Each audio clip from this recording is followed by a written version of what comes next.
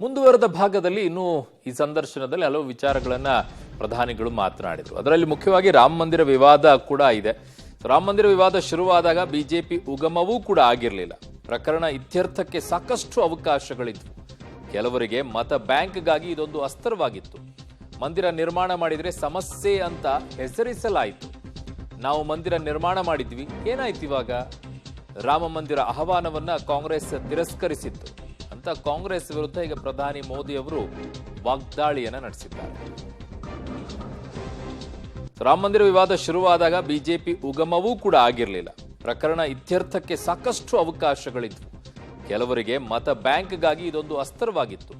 ಮಂದಿರ ನಿರ್ಮಾಣ ಮಾಡಿದ್ರೆ ಸಮಸ್ಯೆ ಅಂತ ಹೆಸರಿಸಲಾಯಿತು. ನಾವು ಮಂದಿರ ನಿರ್ಮಾಣ ಮಾಡಿದ್ವಿ, ಏನಾಯ್ತು ಇವಾಗ? ರಾಮ ಮಂದಿರ ಆಹ್ವಾನವನ್ನ ಕಾಂಗ್ರೆಸ್ ತಿರಸ್ಕರಿಸಿತ್ತು ಅಂತ ಕಾಂಗ್ರೆಸ್ ವಿರುದ್ಧ ಈಗ ಪ್ರಧಾನಿ ಮೋದಿ ಅವರು ವಾಗ್ದಾಳಿಯನ್ನ ನಡೆಸಿದ್ದಾರೆ.